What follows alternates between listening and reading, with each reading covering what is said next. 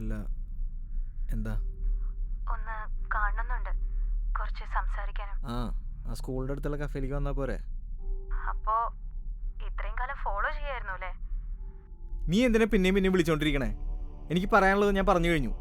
ഇനി എനിക്കൊന്നും പറയാനില്ല. ഹലോ, നീ എന്താ ഒന്നും മിണ്ടാത്തേ? ഇതിനാണോ നീ വിളിച്ചേ? ഹലോ ഹലോ, ഞാൻ നിന്നോടാണ് സംസാരിക്കുന്നേ. ഹലോ. എന്റെ വീട്ടില് ഞാൻ ഏറ്റവും സുരക്ഷിതാണെന്ന് കരുതുന്ന എന്റെ മുറി, അതിന്റെ അടുത്ത വാഷ്റൂം, അവിടേക്ക് എത്തി നോക്കി അവര് നിനക്ക് കുറ്റല്ല. നിനക്ക് മുന്നിൽ പോലും ഞാനിപ്പോ നല്ലവളല്ലാതായില്ല.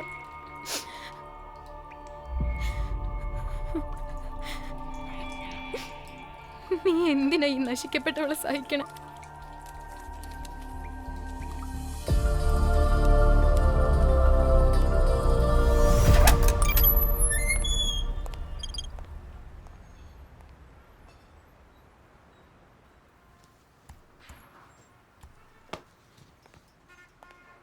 ഡാ സെറ്റല്ലേ? ആ ഇതുവരെ ഡാ ഓർഡർ എടുക്ക്.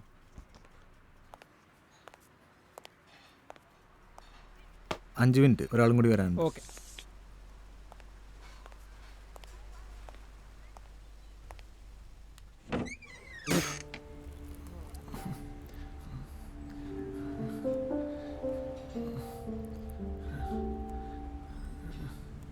ഓ ഇയാൾ ഇന്നും വന്നോ?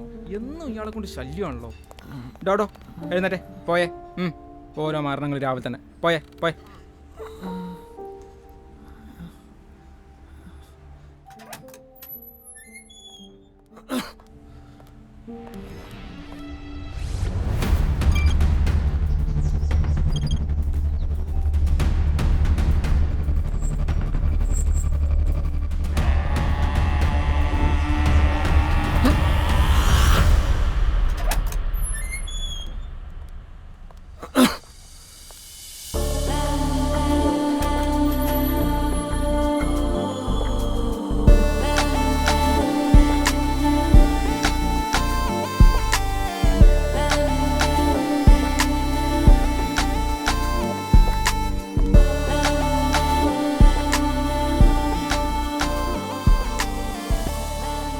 എല്ലാം സെറ്റല്ലേ? എല്ലാം സെറ്റാണ്. പതിവ് 2 എണ്ണം. ഓക്കെ.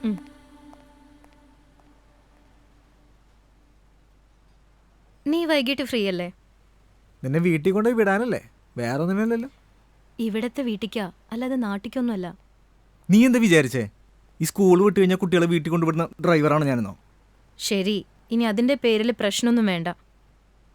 എന്തിനാ വരാൻ പറഞ്ഞ്? എന്തിനായിരിക്കും? എന്റെ കല്യാണം ക്ഷണിക്കാനൊന്നുമല്ല. ആണെങ്കിലും എനിക്ക് അത്ഭുതമൊന്നുമില്ല.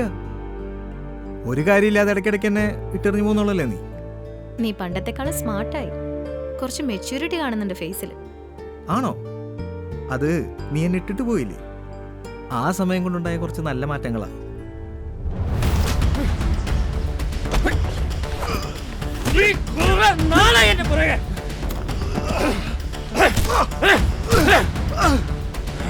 ഒന്നുമില്ലെങ്കിലും ഞാൻ പഴയ പോലീസുകാരനല്ലടാ.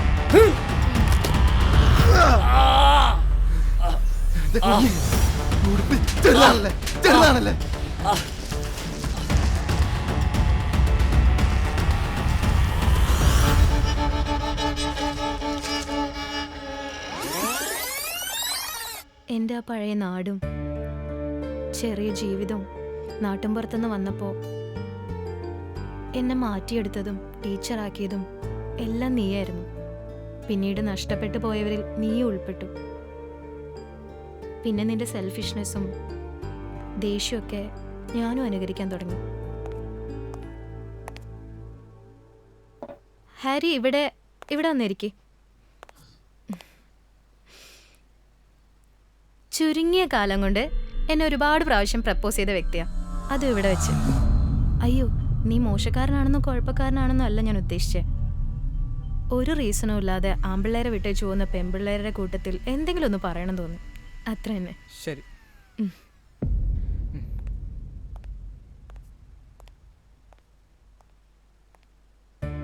നിനക്കറിയോ എൻ്റെ വീട്ടുകാരെന്നെ ഒഴിവാക്കിയതും അന്ന് നിന്റെ കൂടെ താമസിച്ചതും പിന്നെ ആ കുഞ്ഞിൻ്റെ കാരണം? ഞാനൊരു പെണ്ണാണോ എന്ന് പോലും ചിന്തിച്ചു പോയി. ആരോ 4 പേര് കൊലപ്പെടുത്തിയ കുഞ്ഞിനെ നെക്സ്റ്റ് ഡേ പത്രത്തിൽ കണ്ടപ്പോഴാ എനിക്ക് ഞാനാരാന്ന് മനസ്സിലായത്. ഞാൻ ഒരുപാട് മാറിയിരുന്നു. നമ്മുടെ കൂടെയുള്ളവരുടെ സ്വഭാവം നമുക്ക് കുറച്ച് കിട്ടില്ലേ? അങ്ങനെ കിട്ടിയതാ എനിക്ക് നിന്റെ സെൽഫിഷ്നെസ്. ഇതൊക്കെ നമുക്ക് അറിയുന്ന കാര്യങ്ങളല്ലേ അല്ലേ? അത് വീണ്ടും വീണ്ടും പറയണമെന്നുണ്ടോ? എനിക്ക് നിന്റെ കെയർ എനിക്കിത് കൂട്ടിലിട്ട പോലെ തോന്നിയിട്ടുണ്ട്. ആ കുഞ്ഞിനെ പോലെ ഒന്നും പ്രതികരിക്കാൻ പറ്റാതെ ഞാനും അങ്ങ് ഇല്ലാതായി പോകുന്നൊരു പേടി. ഇപ്പൊ പിന്നെ നിനക്ക് എന്ത് മാറ്റാ വന്നത്? മറ്റുള്ളവരുടെ ഭാഗത്തുനിന്ന് ഒട്ടും ചിന്തിക്കാൻ പറ്റാത്ത നീ എങ്ങനെയാ പോലീസ് ടെസ്റ്റ് എഴുതിയതും അതിനുവേണ്ടി കുറെ കഷ്ടപ്പെട്ടതും? നീ ഇപ്പോഴും അങ്ങനെ തന്നെയാണോ? നീ വിചാരിക്കുന്ന പോലെയൊന്നല്ല. ഞാനിപ്പോ മാറി. നിന്നെ കൊണ്ട് പറ്റുമോ എല്ലാം മാറ്റാനും മറക്കാനും? എന്താ സംശയം? പറ്റും. ഇനിയുള്ള കാലം ഇതിനൊക്കെയുള്ള മറുപടി ആയിരിക്കും. എടാ ഞാനേ ഒന്ന് ബാത്റൂം പോയിട്ട് പെട്ടെന്ന് വരാം. ഓ ഇതായിരിക്കും അല്ലേ? ഒന്ന് നോക്കണേ.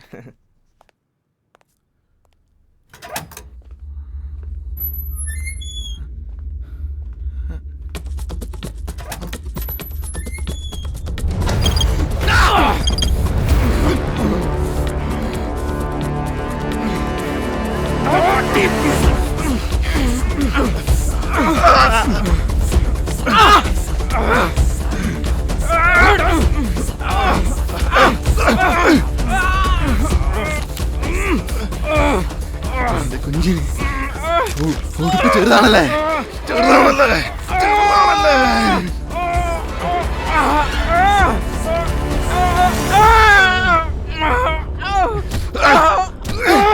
ഉടുപ്പ് ചെറുതാണല്ലേ?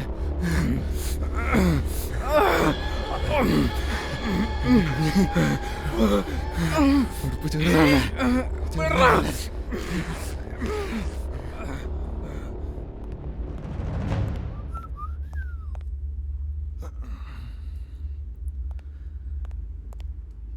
സെറ്റല്ലേ?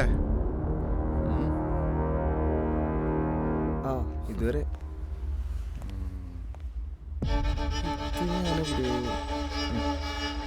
ആ പഴയ നീയായ മതി. അതിനനുസരിച്ച് ഞാനും ക്ഷമിക്കാൻ പഠിക്കാം. എല്ലാം മാറ്റാനും പറയുന്നു, പഴയതുപോലെ ആവാനും പറയും. എനിക്ക് നിന്നെ മനസ്സിലാവുന്നില്ല. അത് നിനക്ക് മുന്നോട്ട് പോകുന്നതോറും മനസ്സിലാവും. ഞാൻ ഇറങ്ങട്ടെ, സമയമായി. അല്ലെങ്കിൽ നിൽക്ക്, ഞാൻ നിന്നെ ഡ്രോപ്പ് ചെയ്യാം.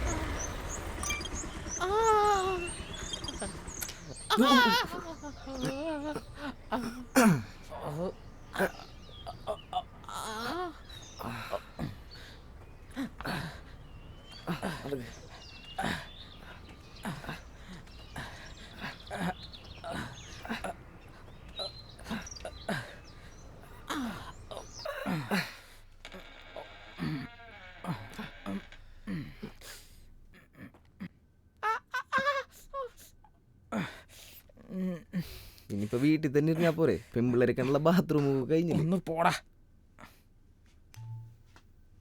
നീ ഇതും തീർത്താ സെറ്റല്ലേ?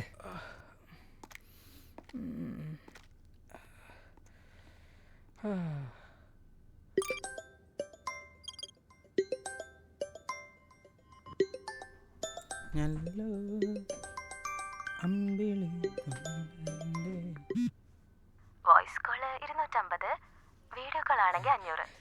വീഡിയോ കോള് ഈ നമ്പറിലേക്ക് ജിപേ ചെയ്താൽ മതിയിടാ. ഇപ്പൊ ചെയ്യ.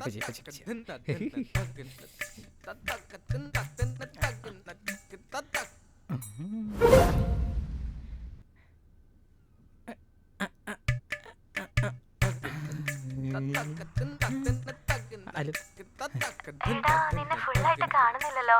ഫുള്ളായിട്ട് കാണിക്കേ.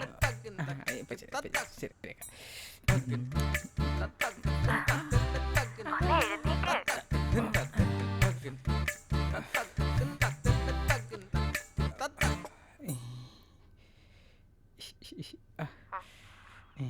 കാണുന്നില്ലല്ലോ. കാണിച്ചു തരാടാ ഷർട്ട്. ഷർട്ട്, മുഖം, മുണ്ട്. അതും കൂടെ ഒന്ന് അഴിക്ക്. അഴിക്ക്. ഞാൻ കാണട്ടെ. എന്താടാ ഇത്?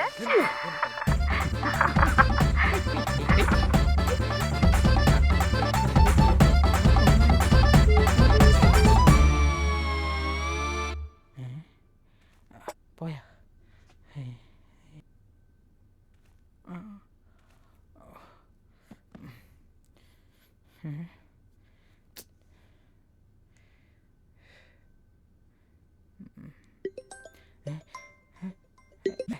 ഹലോ, വീട്ടിൽ കൂടെ എന്താ കേട്ടായേ? മോനെ, നിന്റെ ഇൻസ്റ്റഗ്രാം പേജും നിന്റെ ഫ്രണ്ട്സിനെ ഒക്കെ എനിക്കറിയാം. ആ, ഈ വീഡിയോ അവർക്കൊന്ന് ഷെയർ ചെയ്താലോ? മോൻ നല്ല കുട്ടിയല്ലേ? നേരത്തെ ജീപേ ചെയ്തതിലേക്ക് ഒരു 50,000 ഇട്ടേക്ക്.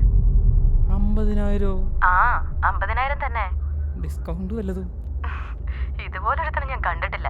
നീ ഒരു കാര്യം ചെയ്യ്, ഒരു 5,000 കുറച്ചേക്ക്. ഒന്നും കൂടി കുറയ്ക്കോ പ്ലീസ്? ശരി, ഒരു 30 അയച്ചേക്ക്.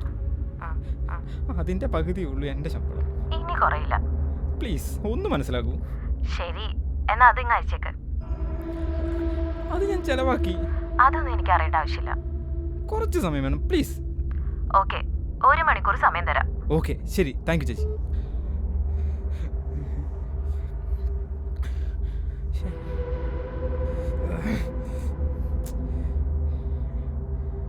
ചുരുങ്ങിയ കാലം കൊണ്ട് എന്നെ ഒരുപാട് പ്രാവശ്യം 250 വീഡിയോ കോളാണ് ഞാൻ.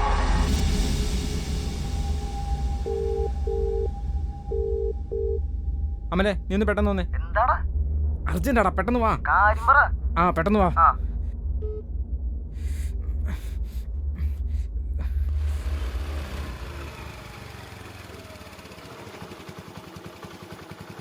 കേറുന്നില്ലേ? അതിന്റെ ആവശ്യമില്ല. എന്നാ നിന്റെ പ്രശ്നങ്ങളൊക്കെ കഴിഞ്ഞിട്ട് കാണാം.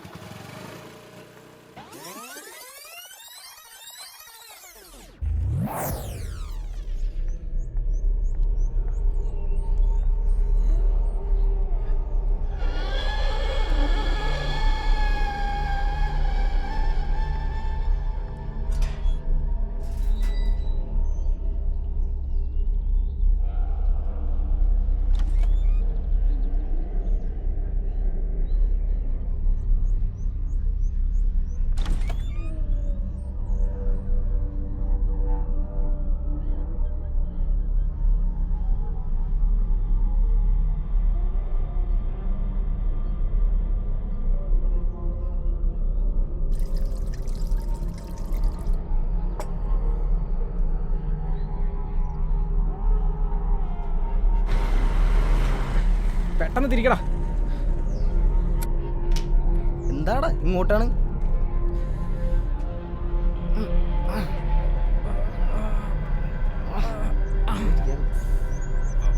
Shirt shirt shirt. ഇവനെ കൊണ്ട് എടാ എടാ പെട്ടെന്ന് വാടാ. എടാ വരണ്ട. വണ്ടി വിട്ടോ, വണ്ടി വിട്ടോ. ഇട്ടങ്ങട്. കീർത്തനയുടെ വീട്ടിലേക്ക് ആ പറയാ, നീ വണ്ടി വിട്. ആ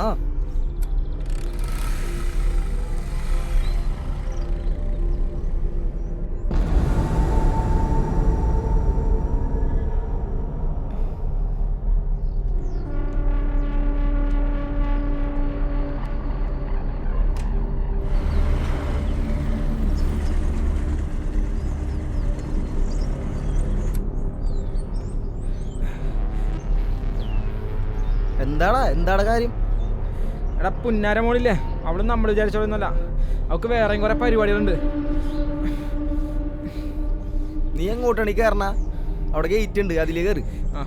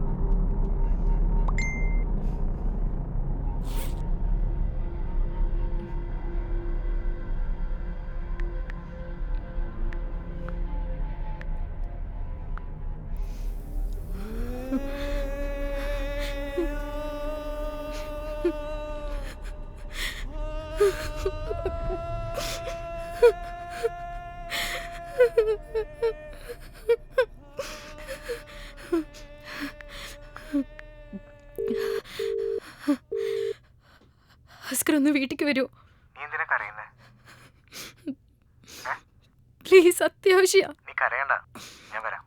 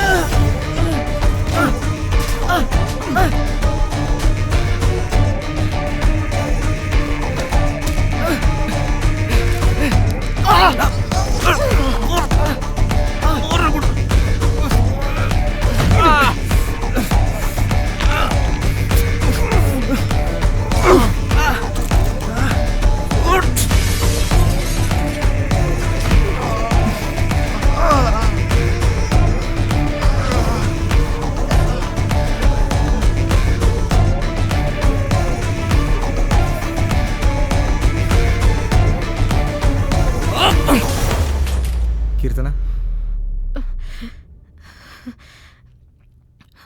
എന്തു പറ്റി? ഇയാളെനിക്കറിയാം. എന്താ? ചേട്ടാ ചേട്ടാ,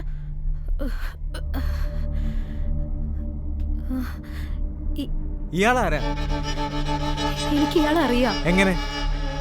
ഞാൻ സ്കൂളിലോട്ട് പോകുന്ന സമയത്താണ് ഒരു കുട്ടിയെ കയ്യിലെടുത്തുകൊണ്ട് ഓടി വരുന്ന ഒരു പയ്യനെ കാണുന്നത്. മാസ്ക് ധരിച്ച പയ്യൻ ആ കുട്ടിയുടെ വായു പൊത്തിപ്പിടിച്ച് ഓടി വരുന്നത് കണ്ടപ്പോൾ മറ്റുള്ളവരുടെ കാര്യത്തിൽ ഇടപെടരുതെന്നുള്ള നിന്റെ താക്കീത് ഓർത്തപ്പോൾ അന്നെനിക്ക് ആ കുട്ടിയുടെ കരച്ചിലിന് മുന്നിൽ മാറി നിൽക്കേണ്ടി വന്നു. അന്ന് വൈകുന്നേരം തന്നെ സ്കൂളിൽ നിന്ന് തിരിച്ചു വരുമ്പോൾ കൂടെ നിൽക്കുന്ന ആളുകളുടെ ഇടയിൽ അതേ കുഞ്ഞിനെ തൻ്റെ കൈകളിലെടുത്ത് കരഞ്ഞിരിക്കുന്ന ഒരു അച്ഛനെയും ഞാൻ കണ്ടു. അവിടെ കൂടിയ ജനങ്ങൾക്കൊന്നും അറിയില്ലായിരുന്നു. അടുത്ത ദിവസം പത്രം വായിക്കാൻ വേണ്ടി എടുത്തപ്പോൾ ആ കുട്ടിയുടെ വാർത്തയും ഉണ്ടായിരുന്നു. ആ കുട്ടിയെ ഉപദ്രവിച്ച ആളുകളുടെ കൂട്ടത്തിൽ എൻ്റെ പേര് കൂടി ഉണ്ടോ എന്നുള്ള സംശയം കൂടെ എനിക്ക് വന്നു തുടങ്ങി. എൻ്റെയും കൂടി അശ്രദ്ധ കൊണ്ടുണ്ടായ തെറ്റിന് ഞാനും അതിലൊരു ഭാഗമാണോ എന്നുള്ള സംശയം വരെ.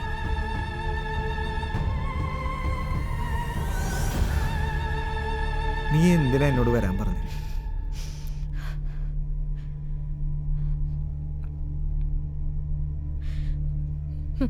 നോക്ക്,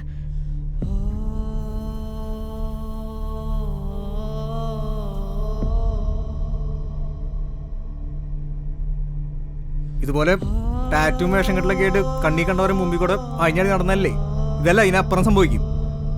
നീ ശ്രദ്ധിക്കണമായിരുന്നു. ഡ്രസ്സ് മാറുമ്പോഴും ബാത്റൂമിൽ കയറുമ്പോഴും.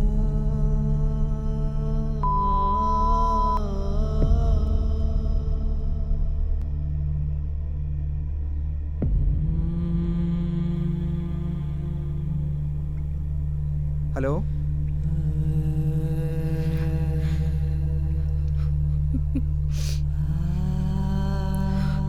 ഹലോ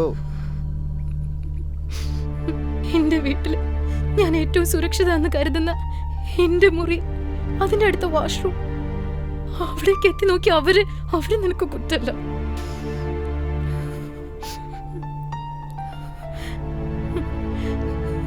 നിനക്ക് മുന്നേ പോലും ഞാനിപ്പോ നല്ലവളല്ലാതായില്ലേ?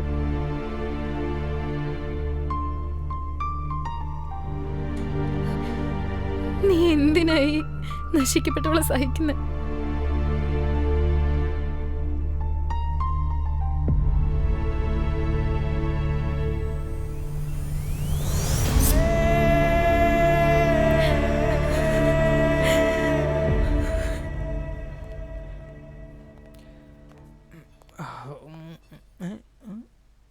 നമ്മൾ നിന്നെ കാണാൻ തന്നെ ഞാൻ വന്നത്. ആ ഇരിക്ക്. ആ ആ നിന്നെ അവളൊരു അനിയനെ പോലെയല്ലേ കണ്ടിരുന്നത് അല്ലേ? പക്ഷെ നീ ചെയ്തത്, എൻ്റെ വീടിൻ്റെ അടുത്തുള്ള CCTV ഞാൻ പരിശോധിച്ചു.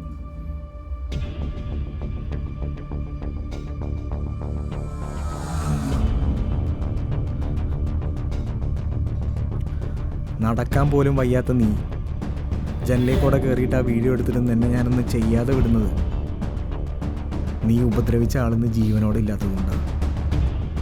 കേട്ടോടാ. പോട്ടെ. ആ പിന്നെ നിന്നെ ഇടിച്ച ആളില്ലേ, അയാളുടെ മകളെയാണ് നീയും എൻ്റെ കൂട്ടുകാരും കൂടി ചേർന്ന് പണ്ട് കൊന്നത്. കൂടി നിൽക്കുന്ന ജനങ്ങൾക്കിടയിൽ സ്വന്തം കുഞ്ഞിൻ്റെ മരണം കയ്യിലൊതുക്കി നിൽക്കുന്ന ഒരു അച്ഛൻ. അന്ന് ആ കൂട്ടത്തിലെ ചില ആളുകൾ എന്തൊക്കെയോ പറയുന്നത് കേട്ട് ശ്രദ്ധിച്ചാണ് ആളിപ്പോൾ ഇതെല്ലാം ചെയ്തുകൊണ്ടിരിക്കുന്നത്. വസ്ത്രധാരണമാണ് എൻ്റെ കുഞ്ഞിനെ കൊന്നത് എന്ന സ്വന്തമായിട്ടുള്ള കുറ്റബോധം. എൻ്റെ കുഞ്ഞിൻ്റെ വസ്ത്രധാരണം ശരിയല്ല എന്ന് അയാൾ സ്വയം ചിന്തിച്ചു തുടങ്ങി. അയാളുടെ ഭ്രാന്ത് പിന്നീട് വസ്ത്രങ്ങളോടായി. പല ആളുകളെയും പിന്തുടർന്ന് വസ്ത്രങ്ങൾ മാറി മാറി ധരിച്ച് അയാൾ സ്വയം ഒരു ഭ്രാന്തനായി മാറി തുടങ്ങി. സ്വന്തം മകളുടെ മരണത്തിന് സാക്ഷിയായ ആ ജനക്കൂട്ടത്തിലെ ഓരോരുത്തരെയും അയാൾ തിരഞ്ഞു കണ്ടെത്താൻ തുടങ്ങി. അതിനാണ് അയാൾ നിന്നെ അന്വേഷിച്ച് ഇടയ്ക്കിടയ്ക്ക് ഇങ്ങോട്ട് വരുന്നത്. നിന്റെ ജീവിതം അയാളുടെ കയ്യിലാണ്. നീയാണ് കൊന്നതെന്ന് അയാൾ അറിഞ്ഞിട്ടുണ്ട്. പിന്നെ നിന്റെ കുറച്ച് പഴയ കഥകൾ ഞാൻ അറിഞ്ഞിരുന്നു.